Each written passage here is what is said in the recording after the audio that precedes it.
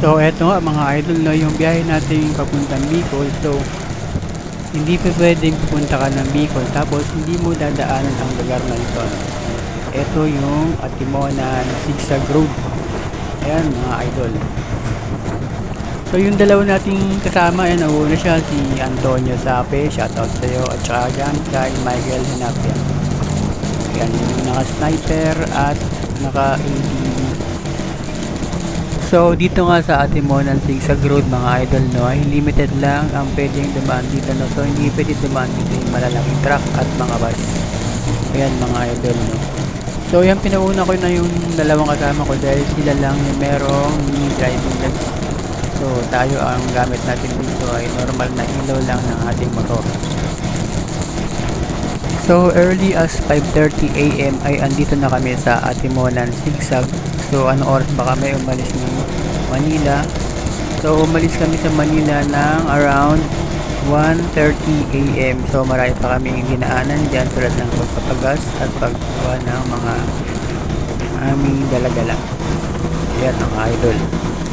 So dito sa Zigzag Road ay mapapabilis ang biyahe natin kumpara doon sa ibaba, no, kung doon tayo dadaan ay medyo malayo doon at matagal ang biyahe.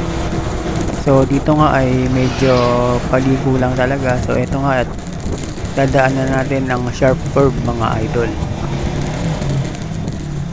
So dito sa Zigzag Road, no mga idol, no, ay meron ditong porsyon na talagang lubak-lubak, no. So hindi natin alam kung bakit ilang taon na tayong dumadaan dito at hanggang ngayon ay lubak pa din siya.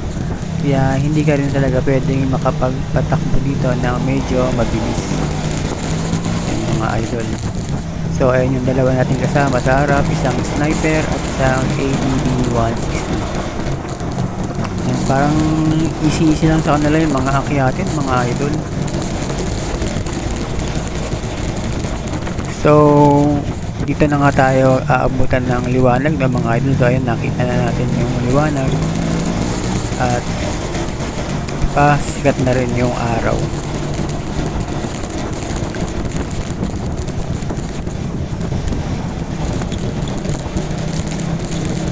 Alright, so ayan nga, no, medyo may talbog na tayong nararamdaman kasi nga dahil yung kalsada natin ay medyo may lubak na din pinadaanan.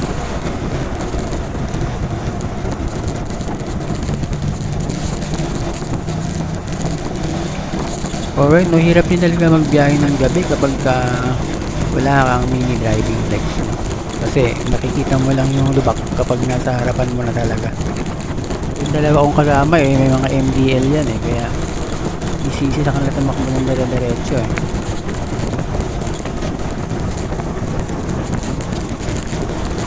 So alright, so ayan na nga yung liwanag, dito na tayo inagbutan. So okay din pala magbiyahe rito, no, tuloy-tuloy lang talaga.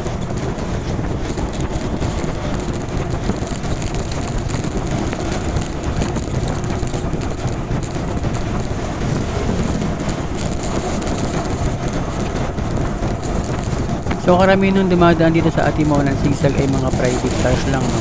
So bawal nga talaga dito yung truck tsaka mga bus. So hindi sila allowed na dumaan dito.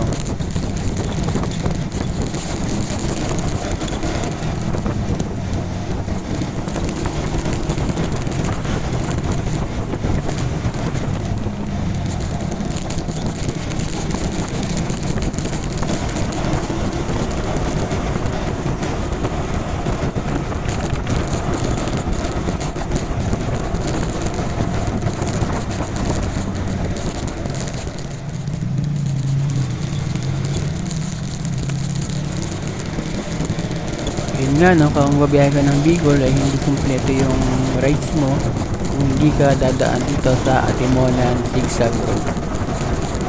So ayan.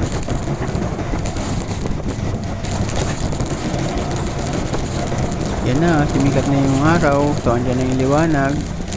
Maswerte tayo at hindi rin siya nag-uulan, no. So ito, at bababa na tayo ng palikot. Ito sharp curve din to, then dire-diretso na ulit to sa Maharlika Highway.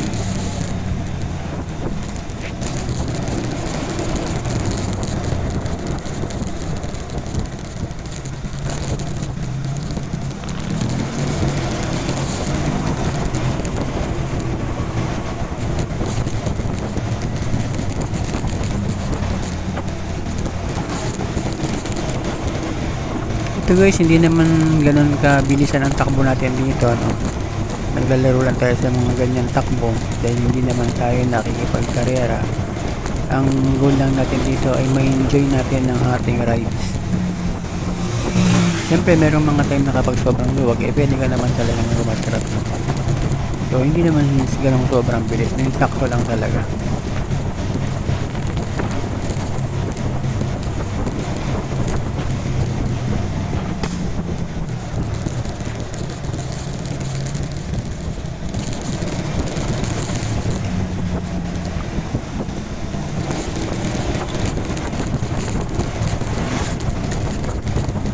So ayan, malapit na tayo sa dulo.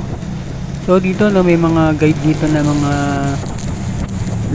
nag-guide sa atin, yung mga naka-flashlight no, nung kailangan na natin mag-go o kailangan natin lumiko. Andiyan sila, sumisenya-senya sila dyan, yung mga nagpa-flashlight.